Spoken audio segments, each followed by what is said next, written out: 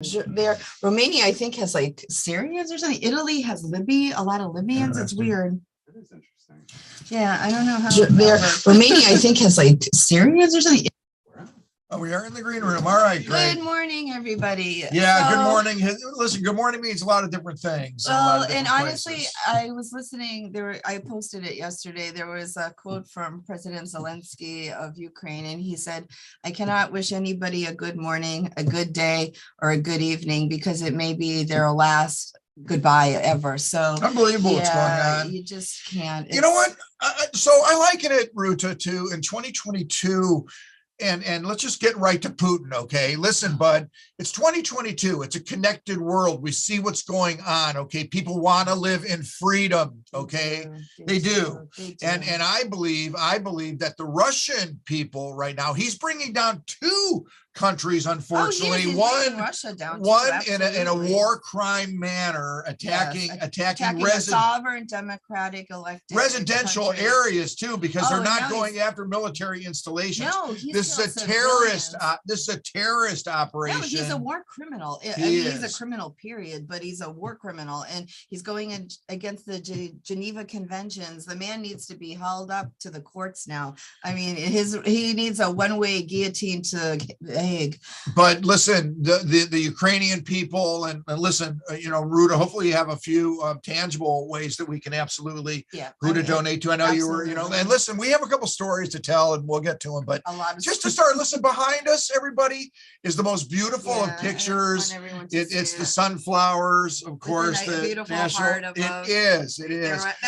No, and listen, I pulled out the only yellow shirt I have. I had to turn it inside out because it's a Cavaliers shirt. But no, and I think the solidarity that every freedom-loving human being has shown. Listen, the United Nations yesterday, very important. Oh, the vote there was 140 huge. Or so. But interesting enough, did you see like Syria? I was like, China remain neutral, which was a big statement. They abstained. So that's a big statement for China. The world is behind Ukraine. The world is behind Ukraine. And I think for Putin, his world is shrinking and shrinking. He's hiding in some bunker like a rat in a hole. He's a horrific man. What he's done to Ukraine is just ridiculous. These people were living in peace, families going about their business, and the guy just comes and starts bombing everybody. I mean, it's crazy. Well, that's the human toll that is so interesting and just heartbreaking to see, because listen, I grew up in the Vietnam War era, and we had Dan Rather back then, who was the correspondent, right? And you would get the videos and you would see what would be going on. But these are moment to moment these reports. are live now. And one of the things that I was speaking to some yesterday, there was a rally in Sarasota with the Ukrainians, and of course the Lithuanians represented, and Polish people were there again to show the Eastern Bloc, the Eastern countries have solidarity. But one of the things is there's a lot of misinformation, especially being fed by the Russians. So we ask that, check your sources before you post, but post accurate and keep posting again and again and share it. So that right now, a lot of— How do you know what's real and what's not? How can you figure it out? I think when you look at them, like kind of vet them, look at the dates of things. Take a look at and make sure like a couple other sources are sort of collaborating and corroborating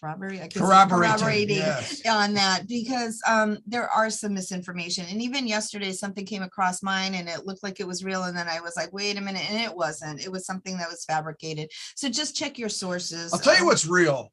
President Zelensky, he's real. No, listen. So my sister, may we all have his strength. So my sister, and I want to give her a shout out. Fran, listen, she is the mistress of all family history in my family.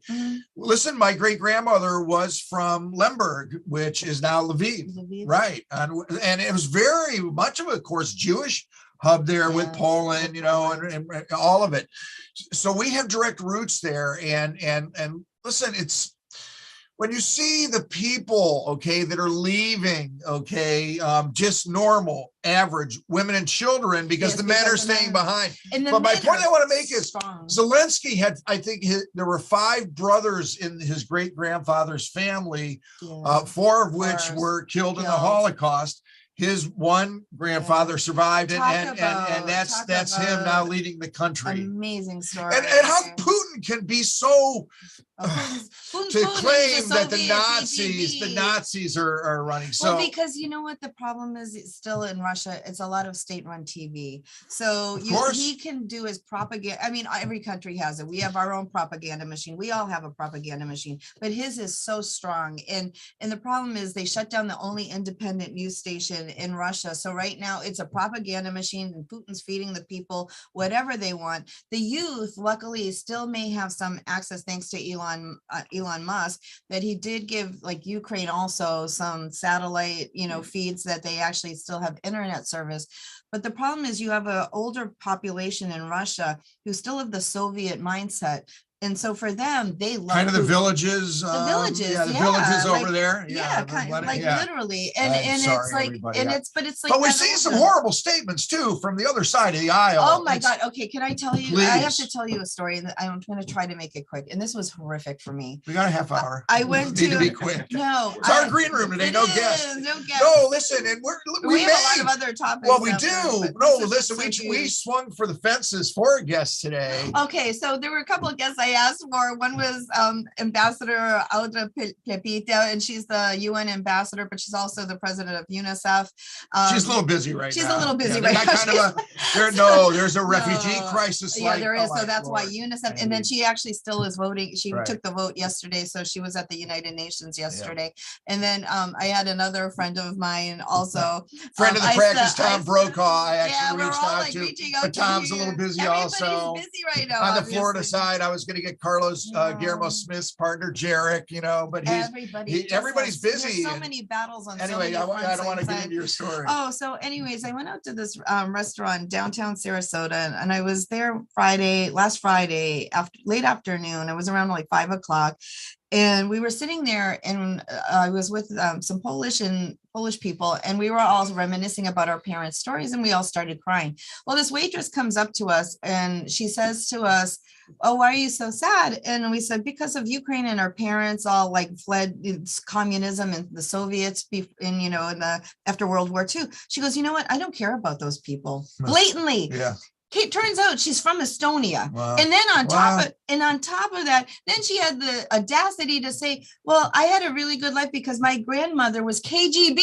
I'm like, I was like, "Are you kidding me?" So I said, you are proud of the fact that your grandmother traded out Estonian lives for not for Putin at that time, but probably for Khrushchev and for Stalin and Lenin. Well, this is like, she's younger, so it had to have been the Khrushchev years. And I was like, "Are you kidding me?" And this is in Sarasota, so there are still Putin supporters even here. Well, listen, it's a fight for democracy. It's a fight for democracy. And listen, this fight is true democracy, because this is the only other thing. And I'm sorry, it's just because I'm so passionate.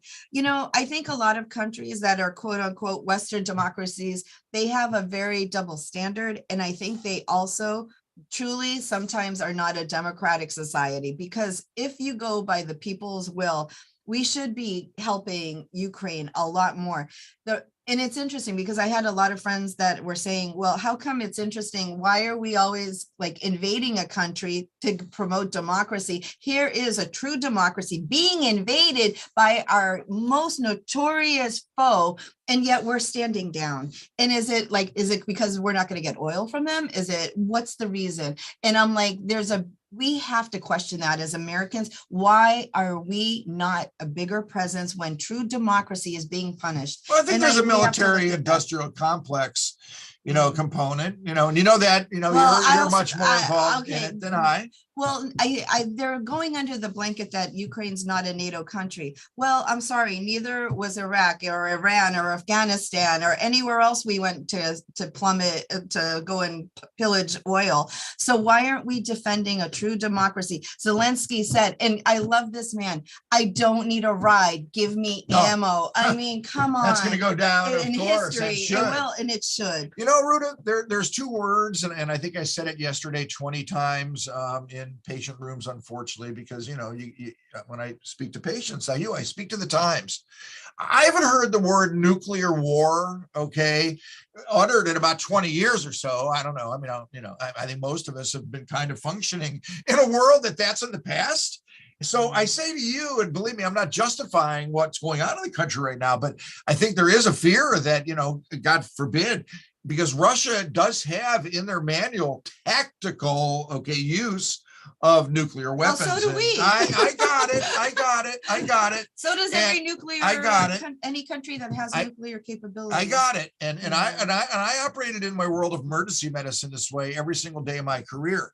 In the emergency medicine world, it's day to day. You never know when you're going to have a plane crash at the Akron Canton Airport, 15 or 20 miles away from your ER, or a school bus crash, or whatever it may be. That's what's going on right now in the world. The world is not the same as it was 2 weeks ago. We know that. And where we're going to be 2 weeks from now, we don't know. So my message is always to try and take every day to do what you can passionately to make that day the best for yourself and for others. And it's hard right now because you had an entire nation going about its business, living their best life, and then having an invader come in and literally destroy their world in a matter of minutes, literally. And even now, you're right. There's a madman sitting in a bunker. There's a madman. He is a madman, and he's sitting in a bunker. He's a very dangerous man. He's isolated. There's a lot of rumors that the man has cancer, and numerous sources of mine have said that he is, and it's actually pancreatic, is what most people are saying, which gives him a very short timeline, which makes sense. That I hadn't heard. And I've heard it now through a lot of sources. Wow.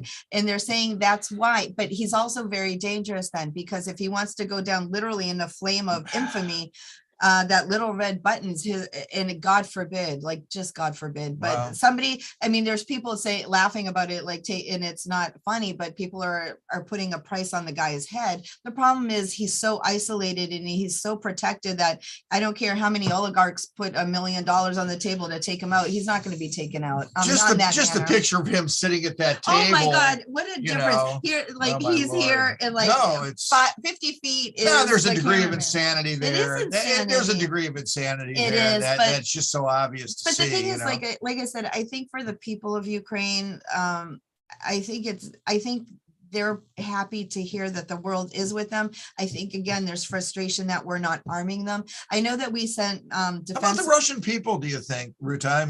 Okay, so yesterday was interesting. Yesterday there was we were at the rally, and there were these two young boys, Russian boys. Tell us about the rally a little bit. For a second. Well, let me just, the Russian boys were there. So we had a rally yesterday in Sarasota for Ukraine. It was organized by the local Ukrainians. Again, we sent out messages to all the Baltics and to all the Eastern European countries to come and show support. So it was a really good turnout.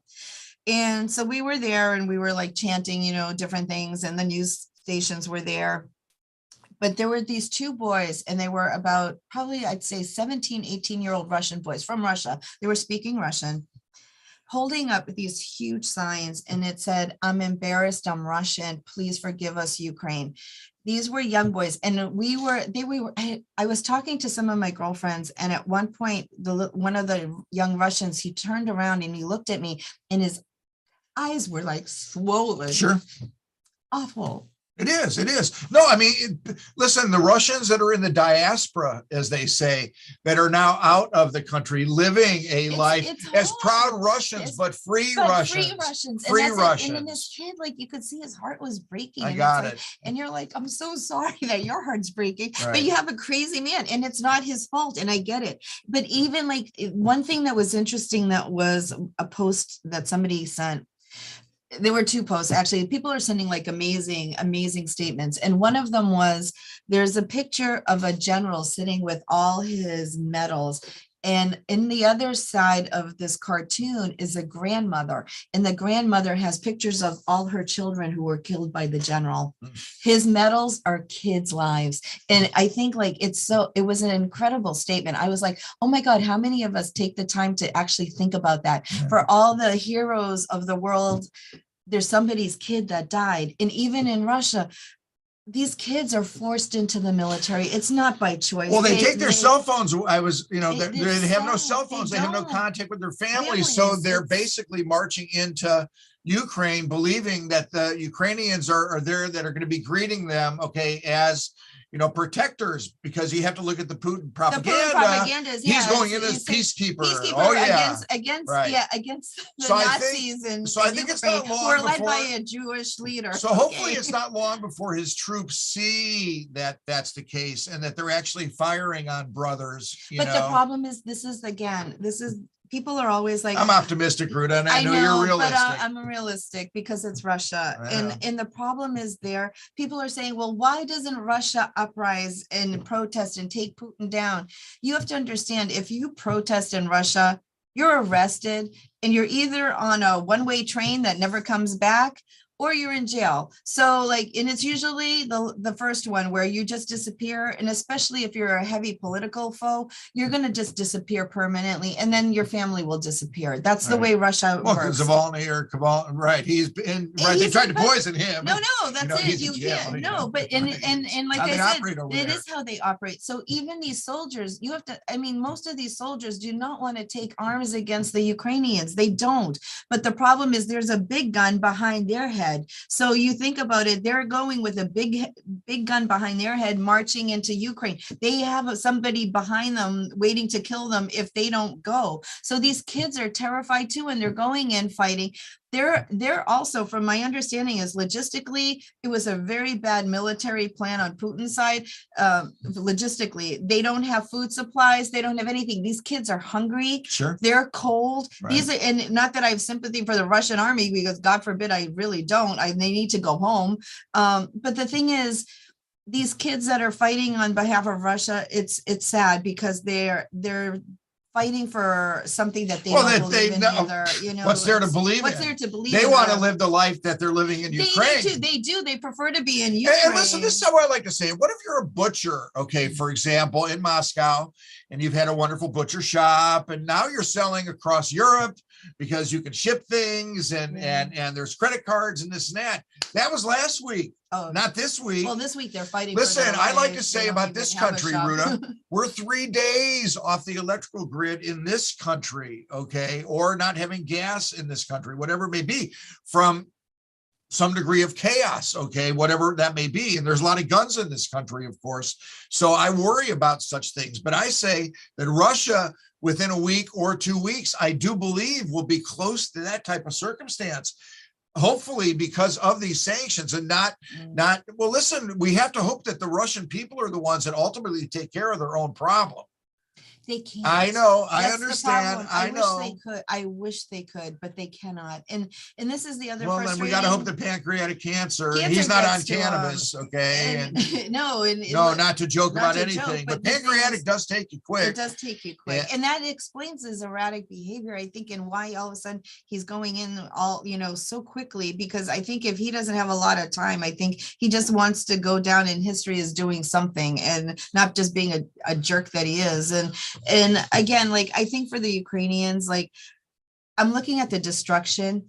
How on earth are they going to rebuild? It's and this is the other thing, these buildings, it's okay, in America, we have buildings 200. They have buildings there that are thousands of 1,000 years old, and they're destroying, and they don't care. They're just destroying everything. Well, the Holocaust Museum itself was right next door to the which TV is ironic tower. Because they were claiming that they're helping eradicate Nazis, yet they did that. No, but you're talking history and history and history, and Ukraine is Ukraine. It's not Russia. And I know I'm glad America's getting a geography lesson, because a lot of people don't know about the history, and they don't know where Ukraine is. And they always, and even for a lot of us from Eastern Europe, descent, when you say you're from Lithuania, they're oh, you're Russian. I'm not Russian. I have nothing to do with Russia. And that, of course, is the fear that if we don't make the stand now, as you were saying, we should do more, because we should do more. And that's what Biden said the other night in the State of the Union. And these are the NATO countries, unfortunately, not Ukraine,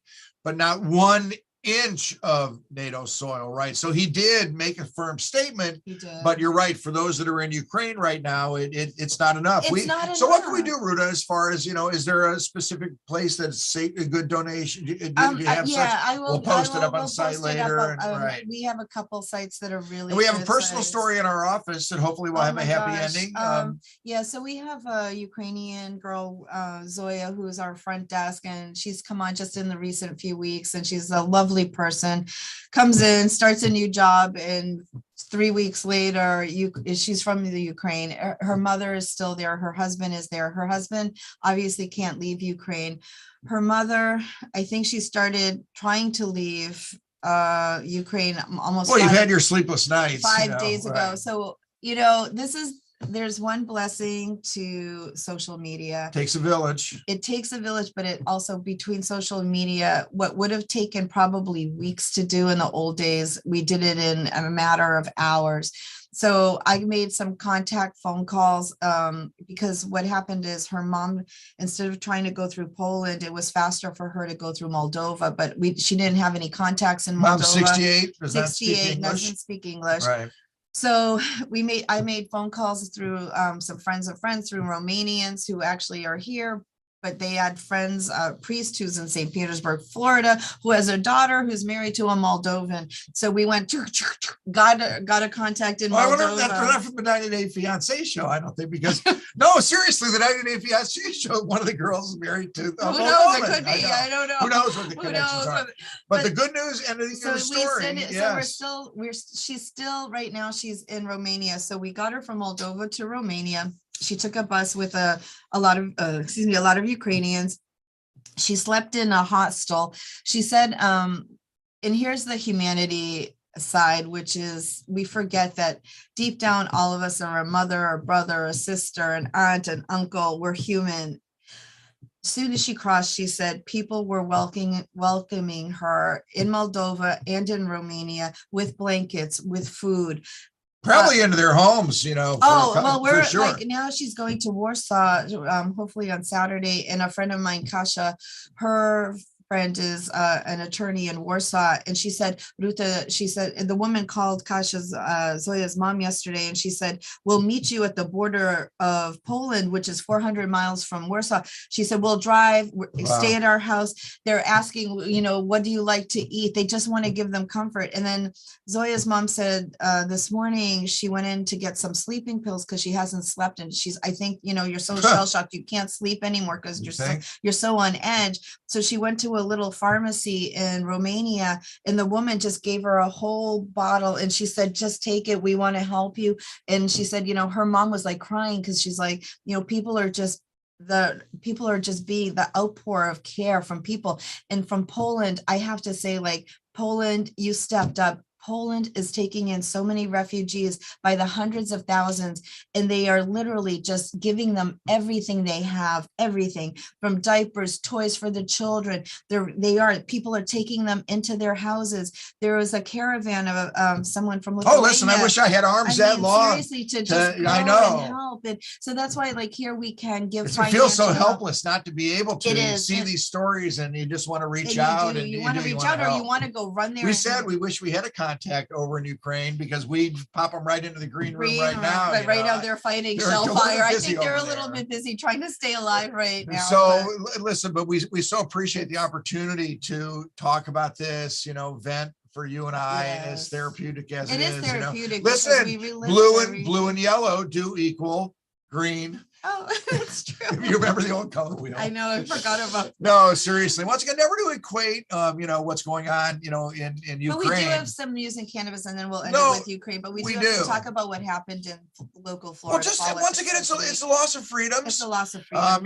Listen, if you've been watching the Florida channel in any way, shape, or form, and who would do that? Me. Listen, what's been going on up there between the Don't Say Gay bill, which is labeled as a parental rights, which is already went through. They said it's actually in the vote today. Horrendous. So, yesterday's Florida channel was almost, it was so poignant. Senator Lauren Book, and I got to give a great huge shout out to her, told her personal story, okay, of sexual abuse as she was growing up as a means of attempting to get her amendment through that was calling for the 15-week abortion ban bill, which will pass in Florida. They were trying to add language that would exclude rape, incest, and human sexual trafficking. It's not in there. Can you believe it, Don? So the attempt, and I don't understand it yet, and I got to reach out, Ruta, maybe you understand how this happens. So apparently the amendment, it was agreed upon that it would only be a voice vote, okay? That there wouldn't be any hand or any of this, and I don't know, I missed that part of it. But at the end, okay, and Gary Farmer, Senator Farmer spoke. I mean, so many of these senators, Senator Pizzo, I mean, so many of the senators spoke, and some of the Republican senators do, believe it or not. But believe it, the voice vote went towards the amendment, and you could clearly hear it. But they said no. They said no. They said no. I love it. How does that happen? It's disgusting. And Senator Book literally, and you don't see such type of stuff on the floor of the Senate. She turned on her heels in disgust. It was disgusting. In disgust. And walk towards the top of the chamber. Yeah. And I just, what do you do? Because it's repulsive. So this is just a series of what's going on up there, talking about the banning of books, okay? The voter suppression.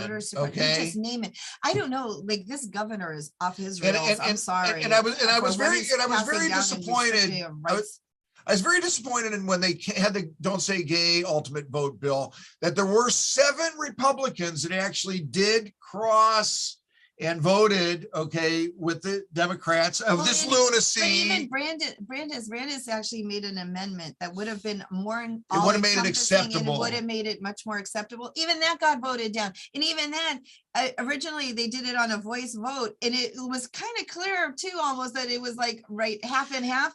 And then they said no, it passed. And then I think Brandis is like, I want to count. And so at the count he lost. But like, it was ridiculous how they operate. This is ridiculous. And just to finish the point, unfortunately, Representative Buchanan, our representative, was not one of those that crossed over to shame on him. And listen, we'll be watching Senator Gruters to see where he comes down, on it. But there's still votes to come. But this is okay. This is the outcry. Okay, everybody who's listening today that's in Florida, you see what Ukraine is doing. They're standing up for their rights. Have some balls here. Stand up for your rights. Vote these assholes out, excuse me, but they do not represent you, because the majority of people already had said they're for certain things. And these people are making decisions that have nothing to do with their constituents. But for some reason, these people, they keep getting reelected. I'm telling you, please take some notes from Ukraine. Get these people out. Listen, if you just want to talk stupidity, solar panels, okay, everybody. They're debating solar panels up in Tallahassee, taking away the give back, okay, that you get from the utilities for putting solar panels on, because you can sell energy back to them. Yeah, you can sell energy. You can sell energy back to them to pay for your system, but somehow that's going to hurt the power companies. Okay, so of course the money goes where the money goes, and you're going to see that one pass too. So on every single level, okay, and listen, Cannabis World, heads up today, do watch the Florida channel. Representative Andrew Learned, our champion, who sat with us, worked on legislation with us this year, none of which even got one committee hearing. They were dead on filing, as they call them in Florida. So Representative Learned, because he cares, he's going to bring up pretty much every single point that we wanted to be had in our bills, I believe, including telehealth, expungements, job, every single one of them as an amendment to the very important DOH appropriations bill today. Each and every one of them, everybody, will be voice voted down. You watch everything. But I salute Representative Learned for getting the conversation in there about these critical issues. And I emailed him last night, Ruta, and I said to him, you may use my name, Representative Learned, as one of those doctors that you're speaking for today, because I can't be there to speak for my patients, because they didn't even give one of our bills a committee hearing. These are amendments with no public testimony. Right. So I'm not happy. We worked our behinds off. You already went there. We worked our asses off. I did. To get a seat at the table this year, right? And there's critical issues in Florida right now that we need to deal with. Housing, right? Housing and education, much less medical cannabis issues of safety like telehealth and getting a doctor on the pattern review. So believe me when we'll be watching the Florida channel today. Thank you, Representative Learned, for going to do what you do. I know Representative Smith, will have some words to say, and others, and it'll be interesting to see if anybody from the other side of the aisle has positive points for the patients here in Florida. But again, it's personal freedoms. It's personal freedoms. And our governor, you called him out, and everybody knows where I stand on that. No, he's hateful. He is hateful. I don't get it. And he has his own personal agenda. He does. And again, I hope that people are seeing that their rights are being taken away in Florida. I haven't heard him make a strong statement, on Ukraine. He and I'm sure he won't. He doesn't care. Yeah. He's another one of those I don't care.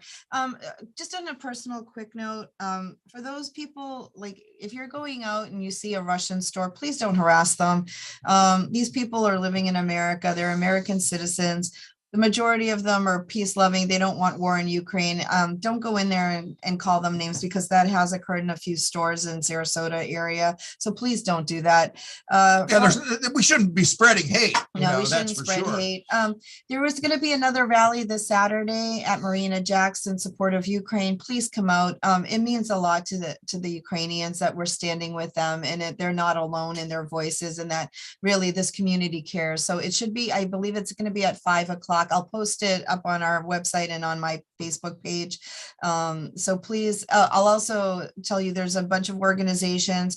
The Ukrainian church here locally in Northport, they're taking collections daily to send, and they're getting the money funded straight to help the situation of the refugees of Ukraine. But there's several other sites that help with medical supplies. For the United States, please send arms. That's all I have to say. I'm a big supporter of arms, obviously, due to my job, but please send arms. That's all I can say. You can't bring a knife to a gunfight. No. And to the people of Ukraine that are listening and Ukrainian descent, I think everybody's prayers and thoughts are with you. And Slava Ukraini. Got it. And listen, hopefully we'll have a great report in our next green room that Zoya's mom is here. Yes, we are. And that'll be one small, piece of positivity. And listen, we'll have to take it week by week, and we'll look for you next week in the green room. Thanks for being